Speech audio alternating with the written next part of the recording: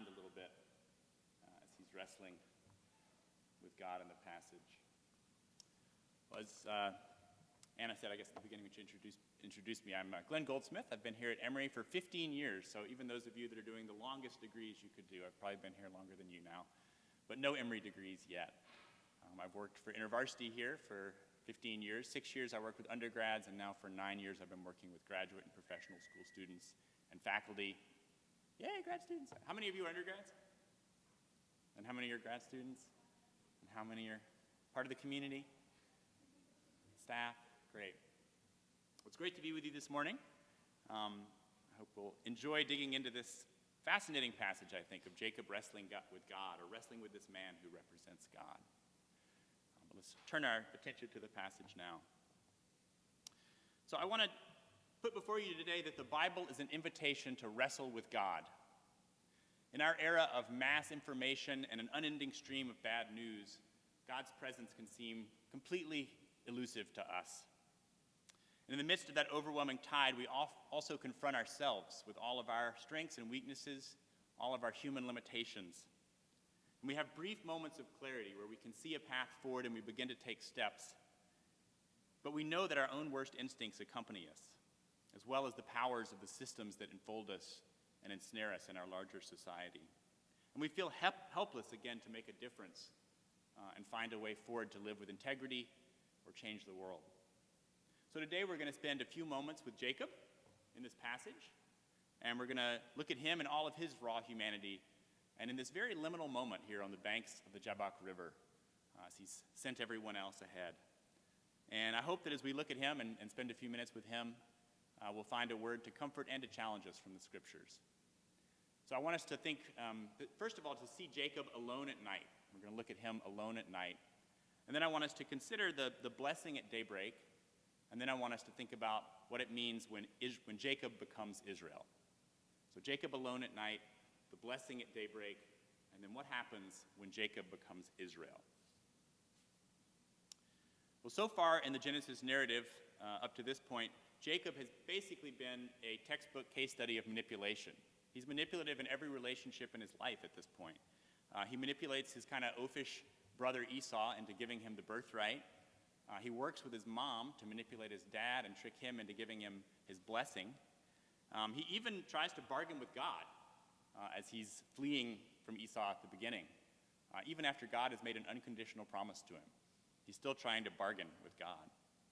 Then he gets a taste of his own medicine as his father-in-law Laban tricks him into sleeping with his older daughter Leah on his supposed wedding night to the younger daughter Rachel.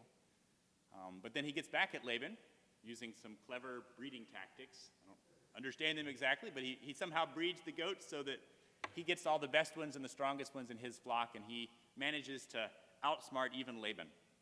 Jacob is not about to let anybody get the best of him.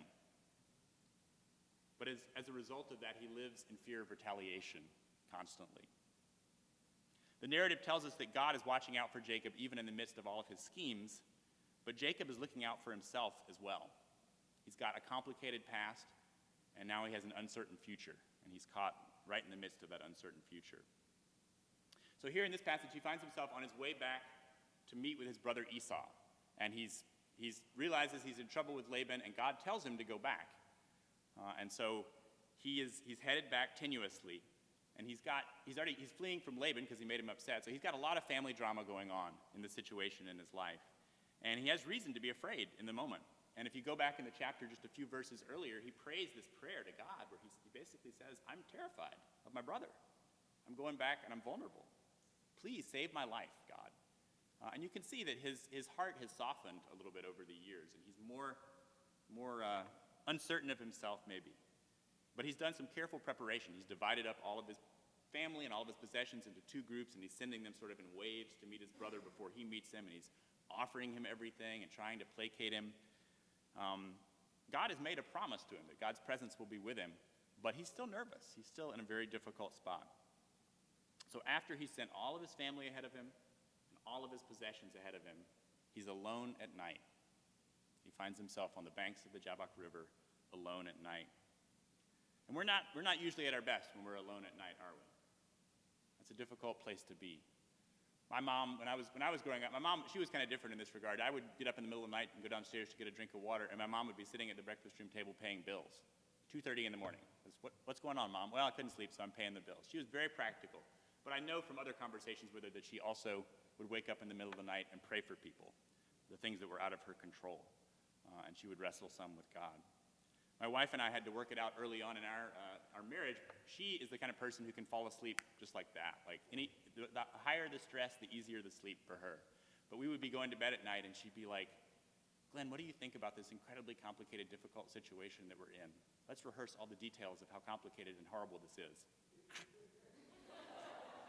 And then there I am just like, okay, going to be awake for the next 2 hours thinking about what we just went through. But we're not at our best in the middle of the night, right? The things, our fears, they loom a little bit larger. Small sounds seem louder.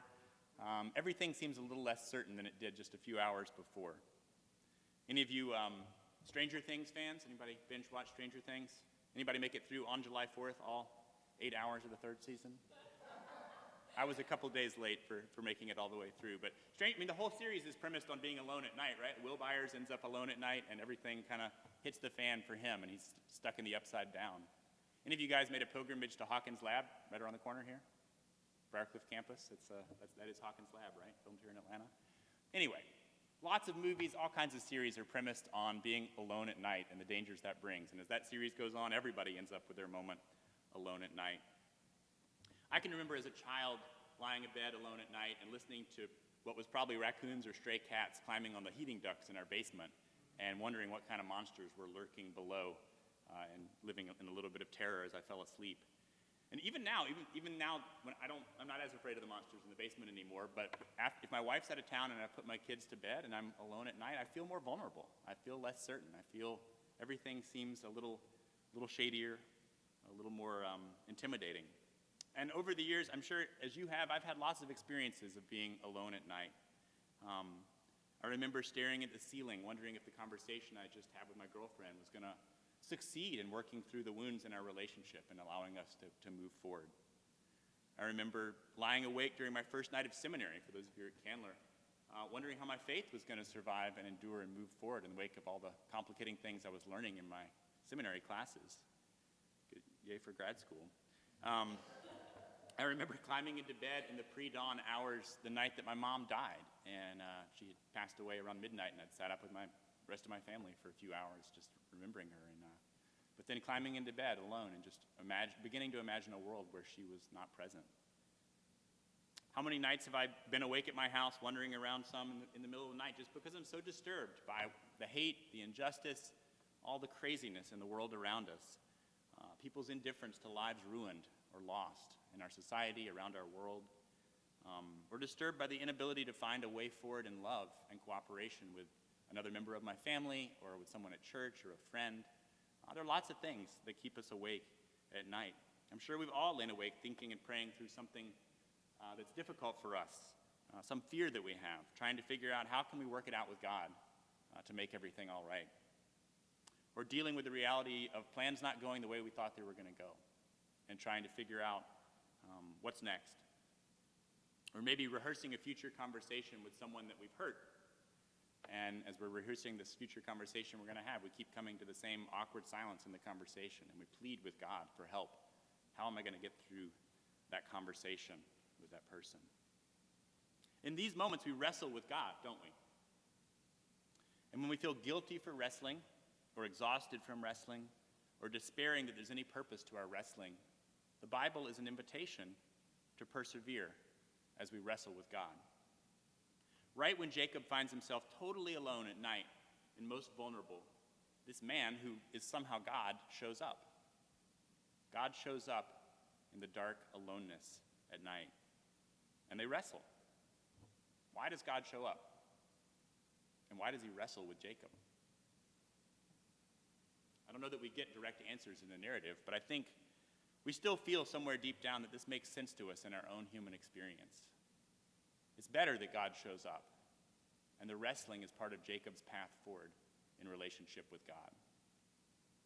It's better that God shows up, and the wrestling is part of Jacob's path forward in relationship with God.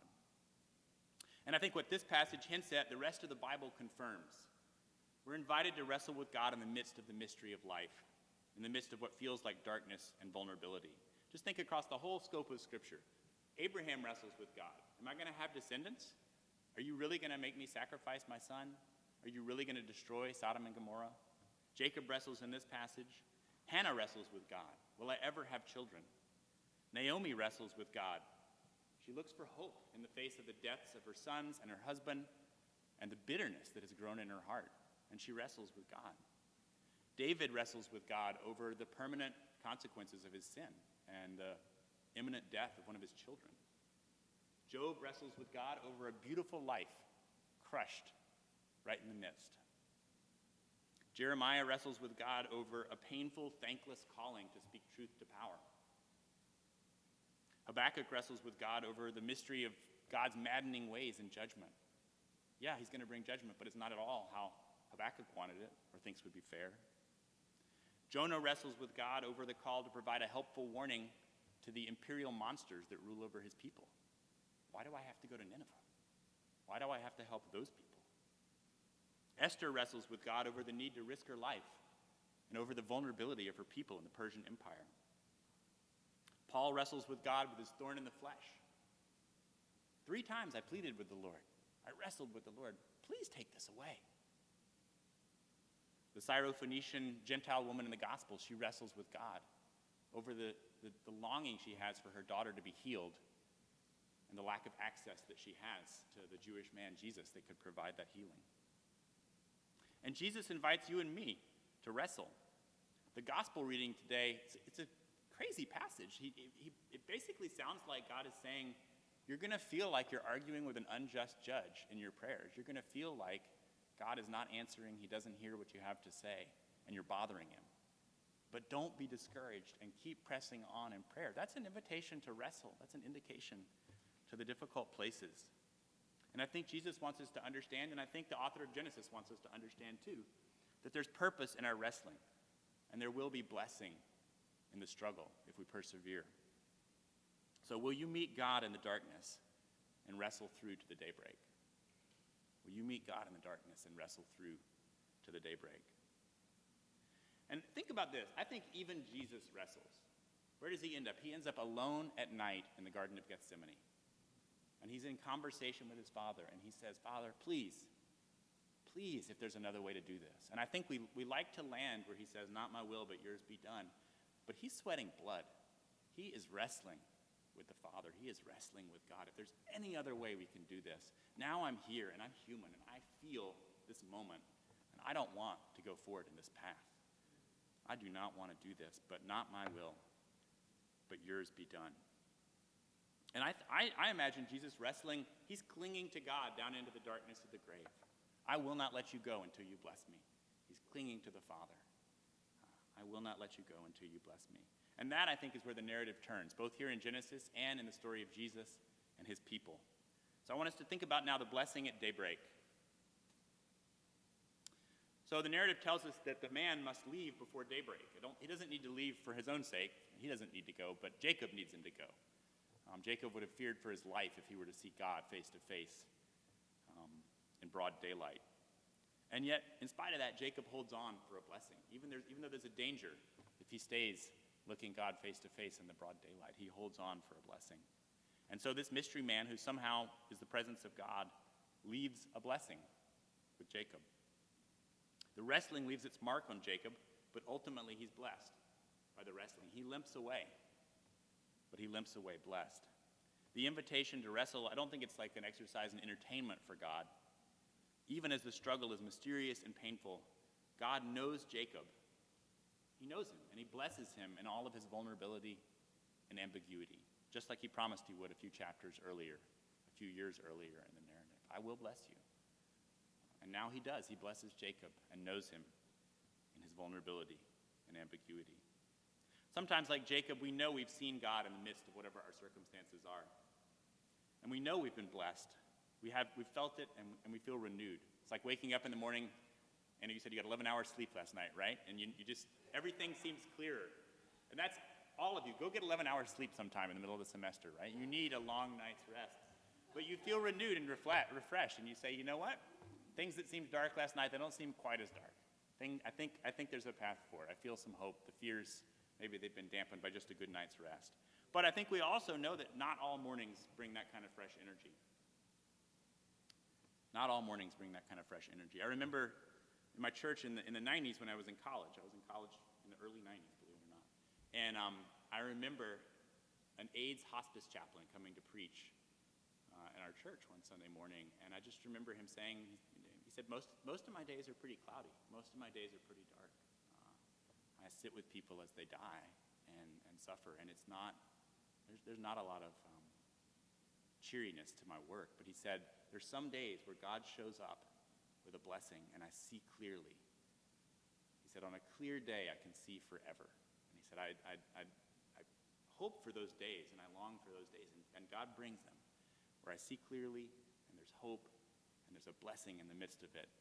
And on a clear day, I can see forever. I want to read a passage from Henry Nouwen, a Catholic priest who taught at Harvard and Yale, and then ended his ministry years in a community called L'Arche Community, which is a community for the mentally handicapped. And he was their pastor. He was their priest in this community for about 10 years, I think, at the end of his life.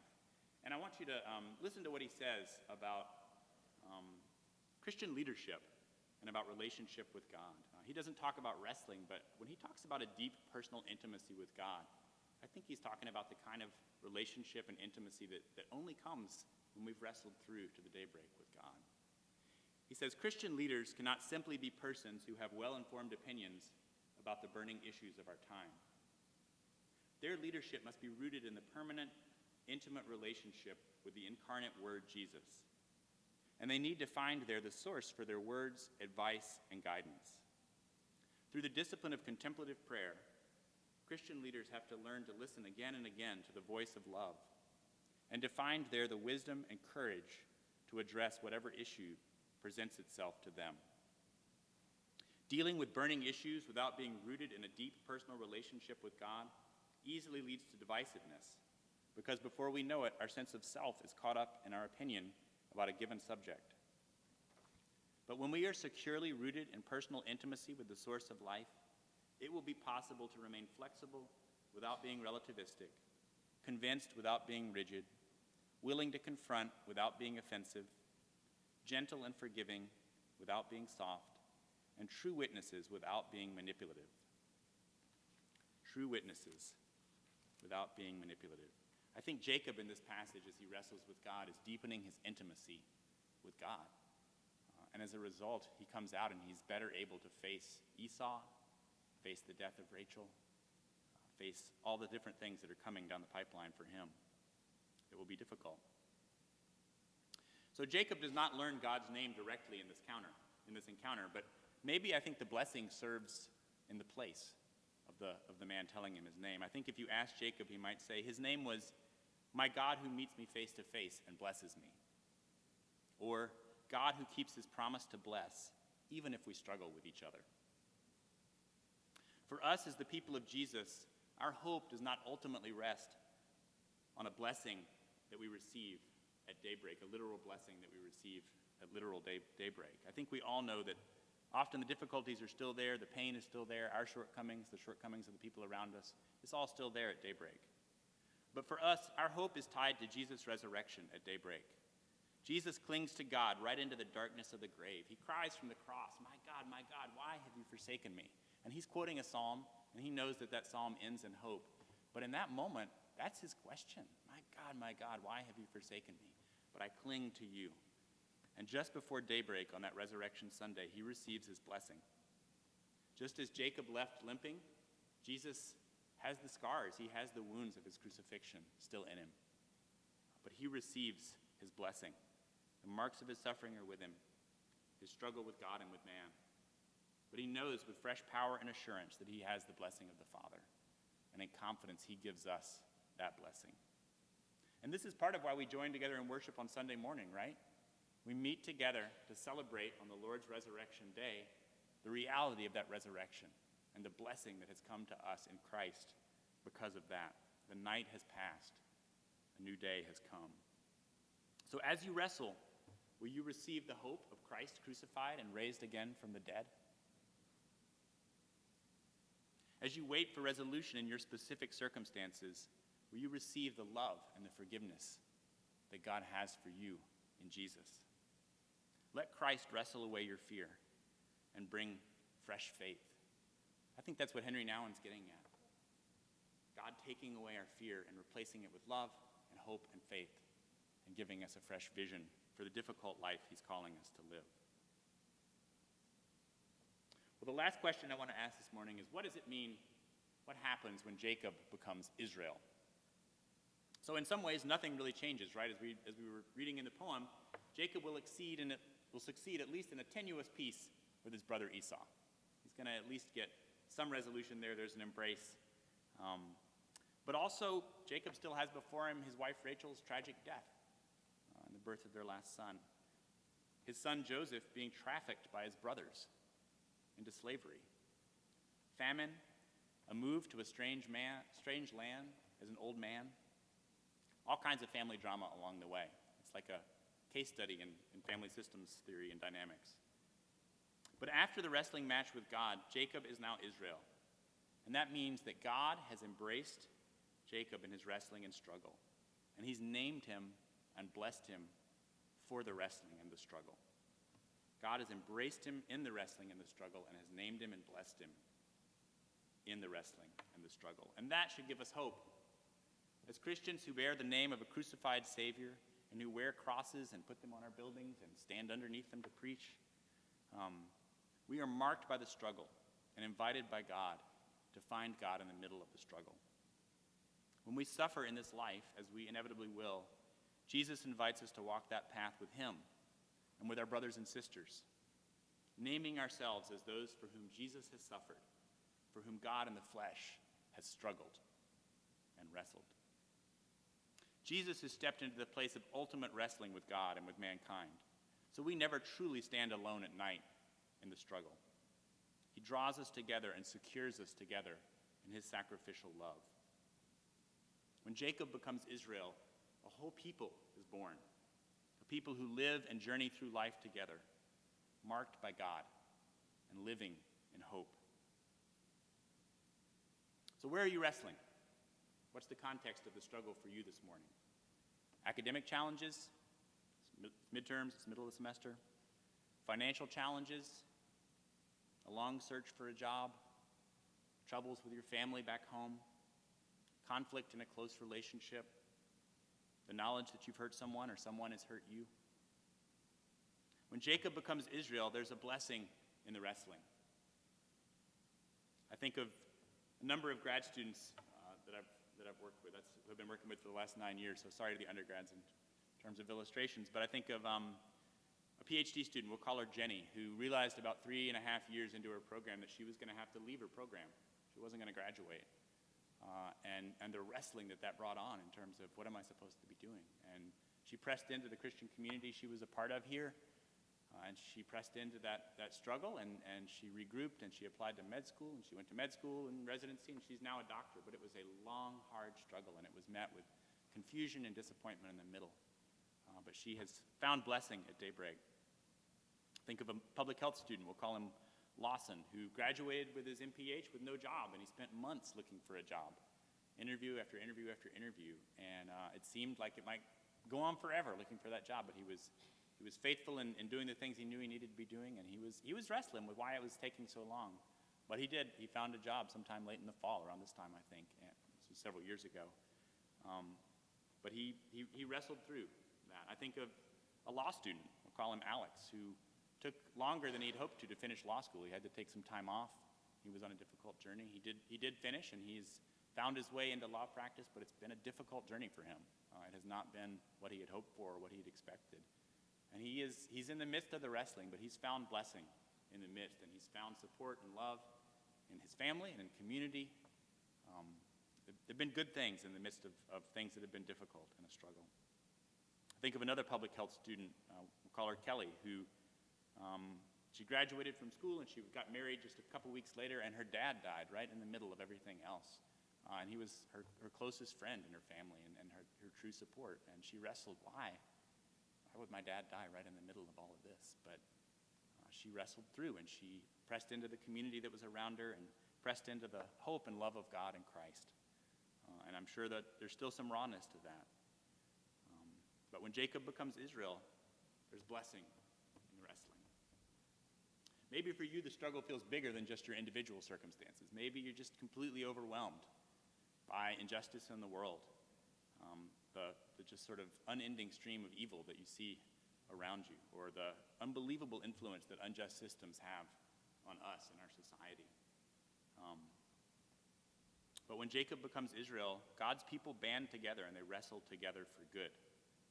There becomes a community in the midst of the wrestling, and there becomes creativity and hope.